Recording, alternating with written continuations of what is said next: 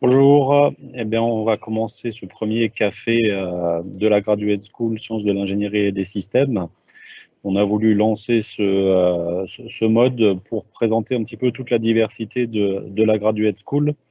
On va à chaque fois vous présenter un élément de formation et puis une équipe de recherche pour mieux découvrir tout ce qui se passe dans cette large Graduate School. Alors moi, je suis Franck Rischker, je suis directeur de cette Graduate School. Je prends juste la parole quelques minutes au début pour vous donner un petit peu de contexte. La Graduate School, hein, c'est une Graduate School qui rassemble dimensions de master, qui rassemble 13 opérateurs, 4 écoles doctorales, et on a identifié plusieurs grandes axes thématiques de recherche, à peu près 9 axes thématiques de recherche. Et du coup, ça couvre plus de 60 laboratoires. Donc, il y a une très, très grande diversité, un très, très large panorama. Et l'objectif de ces cafés, c'est d'explorer tout ça au fur et à mesure des mois, une fois par mois. On se donne un petit moment, donc on donne la parole aux équipes, aux porteurs des formations, pour faire découvrir à tout le monde en détail ce que contient cette Graduate School. Alors, la Graduate School, elle est importante au niveau de l'université. Hein. Dans cette slide qui présente les résultats des classements, on voit que l'ingénierie est présente. Elle contribue énormément au succès de l'université et c'est important qu'on rende tout ça encore plus visible et qu'on s'appuie sur ces forces-là pour construire la Graduate School. Alors, je vous rappelle l'équipe de direction qui est en place sur la Graduate School. C'est quelques personnes qui viennent à peu près de tous les établissements, qui viennent des différentes thématiques de recherche. On a essayé d'avoir une équipe de direction qui soit très large, très vaste, très représentative. Et vous pouvez retrouver cette composition sur le site de la Graduate School et ne pas hésiter à prendre contact avec les personnes. La Graduate School, hein, son objectif, c'est de décliner la politique de l'université dans le périmètre des sciences de l'ingénierie, des systèmes complexes et des sciences numériques qui sont associées. On a mené plusieurs actions depuis le début de la création de ces Graduate Schools. Et pour ça, pour rendre compte un petit peu de tout ce qu'on fait, on est en train de mettre en place la page de la Graduate School sur le site de l'université. On a un compte Twitter, il y a une adresse mail pour pouvoir nous contacter. Une chaîne YouTube où on remet des vidéos qui présentent un petit peu les différents événements, et puis une newsletter hebdomadaire qu'on envoie à tous les abonnés, et on peut s'abonner à cette newsletter directement par le site des listes. Voilà, rapidement pour l'introduction sur la Graduate School. Je vais tout de suite donner la parole, on va partir pour le premier élément de formation. Aujourd'hui, le thème qu'on a retenu, c'est le génie civil.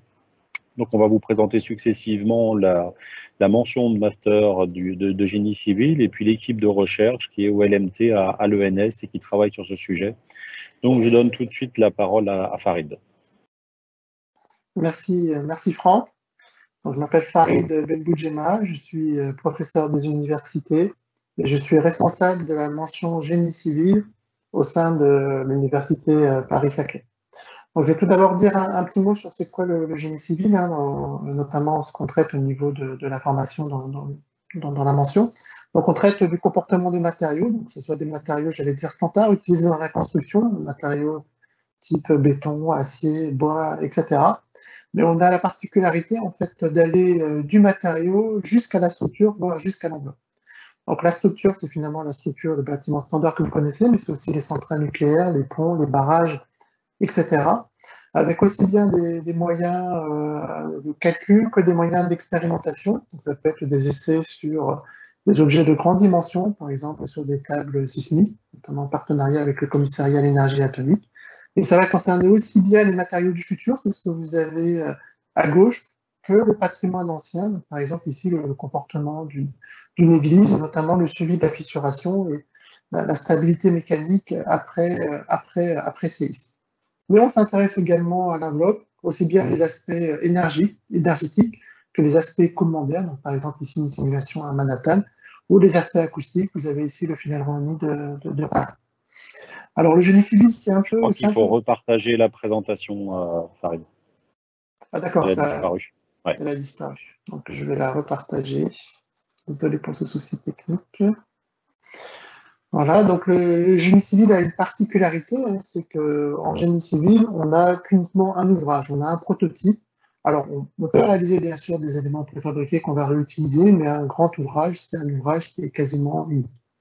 On intervient aussi bien sur des enjeux sociétaux économiques, hein, donc ça va toucher tout, les infrastructures de transport, les ponts, les tunnels, les infrastructures d'énergie, donc par exemple tout ce qui est centrale nucléaire, réservoir de gaz naturel liquéfié, mais aussi des enjeux de sûreté, donc des sûretés aussi bien par rapport à des accidents, incendies, séismes, aussi bien par rapport à des attaques terroristes.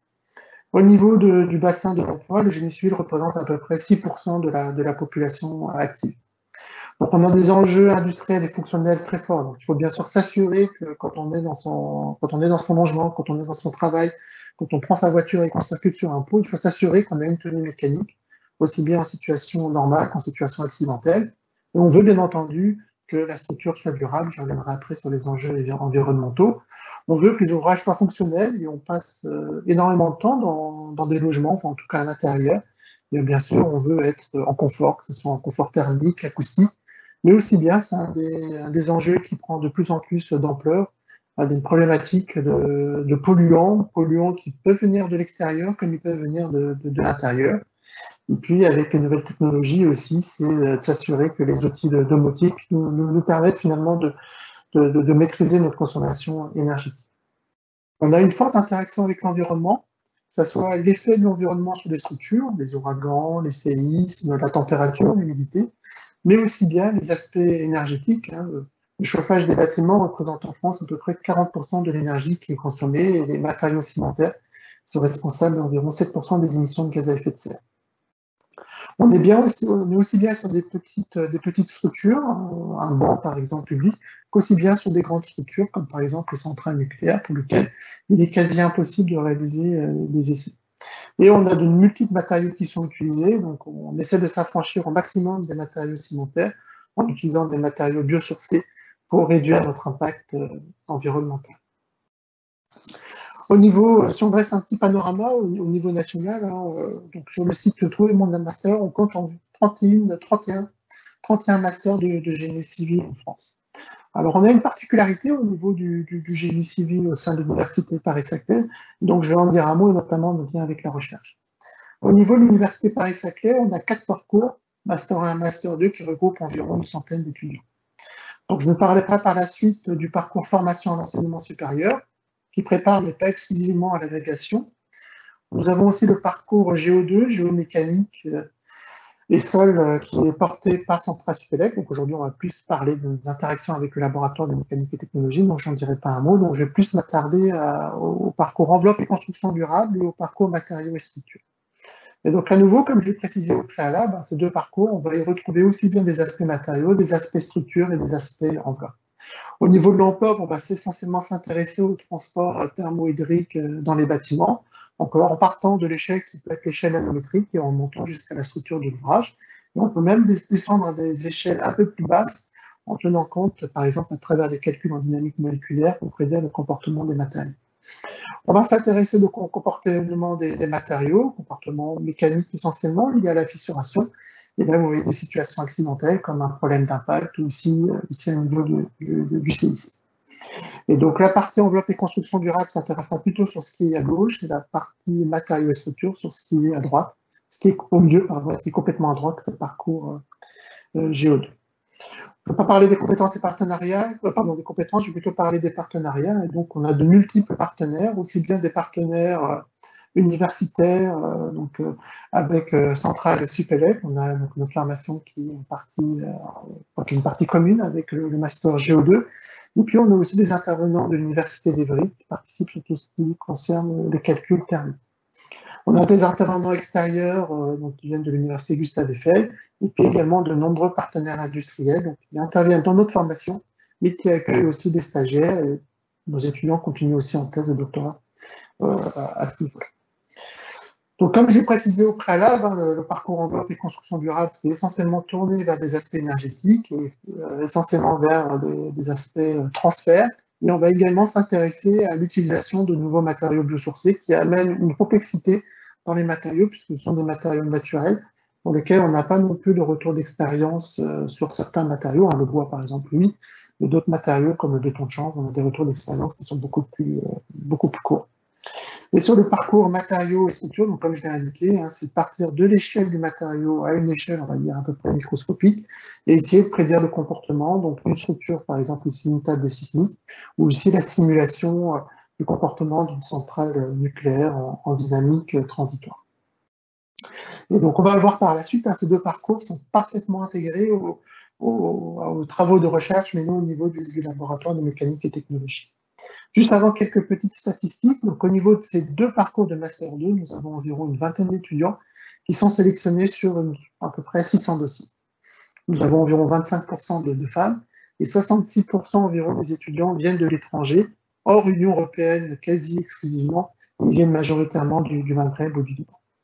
Et ce qui fait la particularité au niveau du paysage national de ces deux parcours de master, c'est que nous avons environ 80% de nos étudiants qui poursuivent en thèse de doctorat. C'est vraiment un master 2, une formation par la recherche et pour la recherche.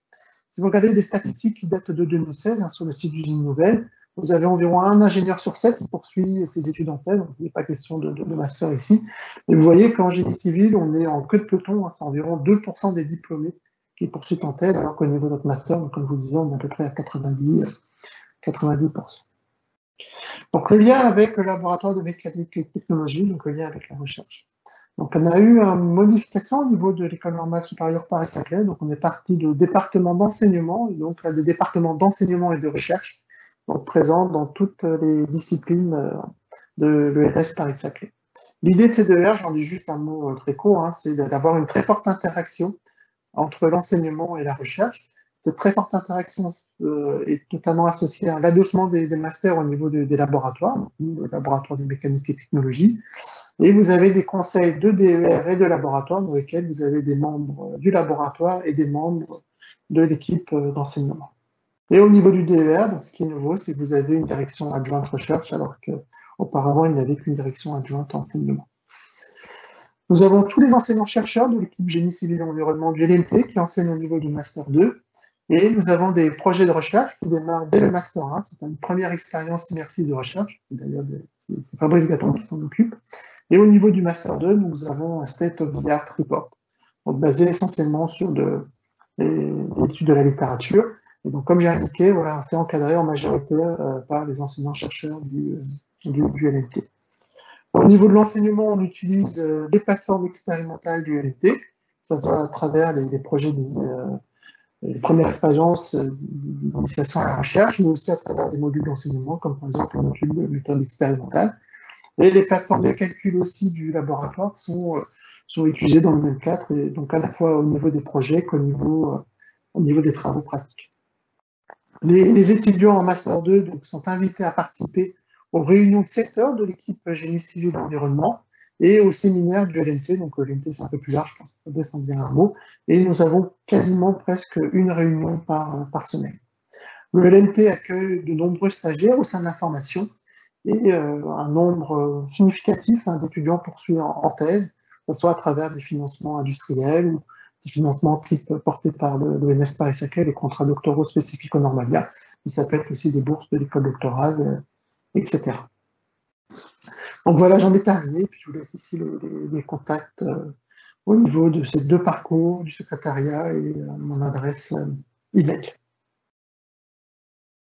Voilà, donc je vais départager mon écran. Merci bien. Merci beaucoup pour cette présentation efficace. Vous pouvez poser des questions éventuellement dans le chat. Il n'y a pas possibilité d'interagir directement à l'oral quand il y a beaucoup de monde, mais vous pouvez poser des questions avec la petite icône en haut à droite avec le point d'interrogation et puis on peut y répondre. On va y répondre éventuellement à la fin s'il y a des questions qui s'accumulent. En attendant, on va passer à la présentation de l'équivalent d'une équipe de recherche. Et du coup, on reste dans le thème du génie civil pour présenter l'équipe de recherche de Fabrice Gatuin.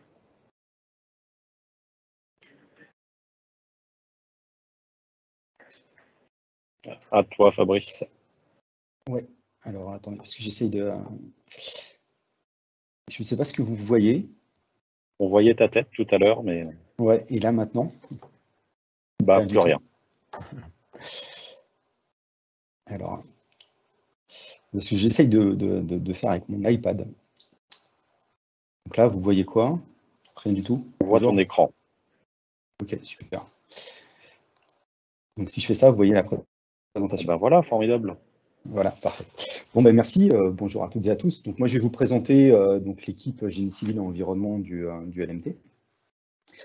Alors, je vais principalement axer mon exposé sur notre positionnement par rapport à différents aspects sociétaux. Et puis, comme ça, après, on pourra répondre aux questions par rapport à ça. Donc, notre cœur de métier au sein de l'équipe ou du secteur Génie civil et environnement du LMT, donc de l'ENS Paris-Saclay, c'est l'étude des matériaux et des structures de génie civil dans leur environnement. Donc, les grandes thématiques scientifiques que l'on va aborder sont la mécanique expérimentale, alors à travers différents essais. À partir de ces essais, on va étudier le comportement mécanique, hydrique, physico-chimique et leur couplage pour aller jusqu'au calcul à l'échelle de structure. Donc, on fait tout ça pour essayer de répondre à un certain nombre de défis sociétaux, alors en restant au plus près quand même des problématiques industrielles, en développant des outils qui vont être utiles à la fois aux chercheurs, mais également aux ingénieurs, et puis en essayant d'être innovants sur les plans théoriques, numériques et expérimentaux. Donc, dans ces cas-là, pardon, j'ai un message maintenant. Donc, les 4 défis sur lesquels je vais plus axer nos activités, donc on va regarder les aspects liés à l'énergie, les aspects liés aux ressources et les adaptations au changement climatique, enfin tout ce qui est transport et société future. Donc si on regarde les aspects liés à l'énergie propre, sûre, efficace, donc un des premiers thèmes qu'on aborde dans l'équipe, c'est l'efficacité énergétique. Donc pour limiter les besoins énergétiques dans le secteur du bâtiment.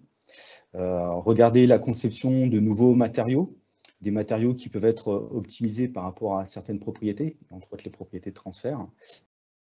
Et également la conception de nouveaux capteurs solaires hybrides, de regarder un peu comment on peut aussi stocker de l'énergie à travers des étangs solaires, par exemple. Donc c'est le schéma que vous voyez en bas à droite. Donc pour cela, les outils qu'on développe sont la prédiction du comportement hygrothermique des matériaux, et puis comment ces matériaux après sont mis en œuvre dans une paroi, dans le bâtiment, et comment ces échanges au niveau du bâtiment se font pour améliorer le confort des usagers dans le bâtiment. Donc pour ça, il faut améliorer les connaissances des phénomènes physiques des échanges couplés qui peuvent se passer au sein de ces matériaux, qui peuvent être relativement complexes. Et pour cela, on va regarder à plusieurs échelles ce qui se passe, avec une approche multi-échelle pour aller vraiment de l'échelle la plus petite possible jusqu'à l'échelle de la paroi. Pour d'autres aspects un peu plus liés au nucléaire, donc on s'intéresse également à la tenue des matériaux et des structures de l'industrie nucléaire. Donc pour ça, on va regarder le comportement des matériaux qui concernent ici les enceintes de confinement, donc qui sont les matériaux plutôt de béton, à base de matrice cimentaire. Et entre autres, un des points sur lesquels on s'intéresse beaucoup, c'est le comportement au jeune âge de ces matériaux-là. Parce qu'en fait, ce qui se passe dans les premières heures du comportement influe beaucoup sur ce qui va se passer à long terme. Donc toute la partie hydratation de ces matériaux est importante. Les aspects séchage aussi, puisqu'on met un peu plus d'eau que nécessaire pour l'hydratation, et leur influence après sur le retrait, le fluage du matériau. Et puis, à partir de ça, on regarde aussi les aspects diffusion, d'un certain nombre d'ions ou des radioéléments pour voir les aspects de protection. Et tout ça sur leurs conséquences sur le comportement des ouvrages et sur les aspects fissuration et les modifications des propriétés mécaniques et de transfert. En termes toujours d'énergie propre et sûre, donc pour ces outils, donc vous voyez qu'on développe un certain nombre d'essais originaux. Donc quand on était encore installé à Cachan, on avait devant notre bâtiment ce qu'on avait appelé des piscines, donc dans lequel on avait mis des éléments de béton à l'échelle 1 pour essayer de regarder leur comportement et les aspects, c'était des aspects liés au gonflement interne sur la dégradation. Donc à l'échelle 1, donc on avait 3 grosses piscines devant le département dans lesquelles ces éprouvettes étaient stockées. Et puis on regarde également les choses à une échelle très petite, puisqu'il y a des études qui sont faites ab initio, donc à l'échelle moléculaire, dans laquelle on va modéliser les constituants du béton, certains constituants du béton, à partir de modélisation moléculaire, pour voir après ce qui va se passer au sein du matériau. Donc, vous voyez, en différentes échelles, et puis on s'appuie sur également des outils numériques. Donc là, vous avez quelques exemples de modélisation avec un logiciel de calcul aux éléments discrets qui a été développé au sein de l'équipe et qui permet de regarder, là vous avez un exemple d'arrachement d'un ancrage dans du béton, mais également les liens fissuration-endommagement pour tout ce qui est couplage, fissuration, perméabilité, et voir comment ça joue après sur l'étanchéité, par exemple, des enceintes. Alors sur une partie plus gestion sobre des ressources et adaptation au changement climatique, donc on a une partie de l'équipe qui travaille sur les matériaux à faible impact environnemental. Donc le travail principal concerne la diminution du coût carbone de nos matériaux. Donc je vous en parlerai un peu à la fin, mais voilà, on a développé une chaire autour de ces matériaux-là. On regarde également des matériaux, des bétons à base de granulats originaux dans le sens où on essaye de remplacer une partie des granulats de type siliceux qui sont prélevés dans des carrières et qui sont amenés à être de moins en moins disponibles par autre chose. Et donc, par exemple, en bas à droite, vous avez une partie des granulats qui est remplacée par de la coquille d'huître ou de moule, ou issu de l'aquaculture, donc qui génère en fait ces produits-là. Donc, on utilise ces produits pour les utiliser en tant que granulats et les remplacer dans nos matériaux. Et puis, bien sûr, les matériaux biosourcés, donc à base de chanvre ou de bois. Donc, une fois, alors on est assez peu sur la formulation de ces matériaux nouveaux, un petit peu, mais assez peu. En fait, nous, ce qui va nous intéresser, c'est vraiment la quantification des propriétés de transfert de ces matériaux-là pour s'intéresser à leur durabilité. Et donc, regarder la durabilité de ces matériaux vis-à-vis de diverses attaques, et tout ça, comme dans les études précédentes, on va s'intéresser beaucoup au multi-échelle. Alors, on développe également des lois de comportement autour de ces matériaux-là, et entre autres, pour, par exemple, je vous disais, regarder la prise en compte d'un état d'endommagement initial, alors qui pourrait être dû à ce qui s'est passé au jeune âge ou des choses comme ça, pour le calcul d'une résistance résiduelle et des propriétés de transport à plus long terme. Dans les aspects plus transport un système urbain, donc une autre partie de l'équipe s'intéresse à la vulnérabilité des structures et entre autres à la conservation du patrimoine bâti. Donc Farid vous en a un peu parlé. Et là, c'était donc les études autour des chapelles du Beaufortin. Donc comment regarder si ces chapelles peuvent résister ou pas à un séisme. Et donc c'est impossible de toutes les réparer. Donc c'était d'identifier les plus vulnérables. Donc pour ça, on développe alors à la fois des modèles fins pour bien comprendre les structures, mais également des approches simplifiées pour aller vers du calcul de structure et puis l'estimation de la propagation d'incertitude, et également de voir dans quelle mesure on peut ou pas réparer ces structures finalement.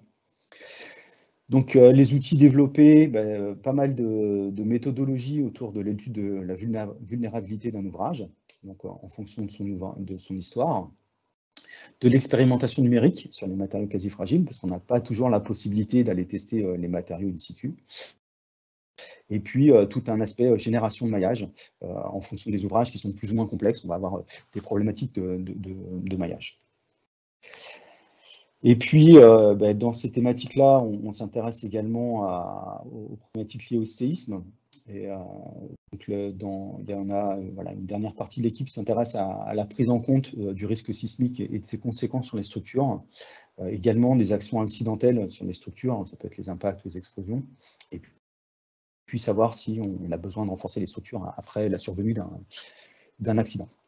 Donc pour ça, on essaye on développe les modèles les plus prédictifs possibles pour le comportement des matériaux quasi fragiles en dynamique. On propose des stratégies de calcul pour déterminer la tenue de cette structure-là, sous chargement complexe et jusqu'à la ruine, ce qui n'est pas toujours évident. Tout ça pour aller vers de l'analyse de vulnérabilité. Donc, les outils développés, un peu comme précédemment, des modélisations simplifiées qui sont issues d'observations expérimentales, donc dans lesquelles on va avoir des cinématiques, par exemple, simplifiées de type poutre ou de 2 ou des choses comme ça. On peut aller aussi développer des éléments finis enrichis. Donc, par exemple, sur les aspects des ancrages, on avait fait des études in situ automoraphes pour essayer de voir comment se comportaient les ancrages au sein du béton pour développer derrière des éléments finis avec une cinématique enrichie.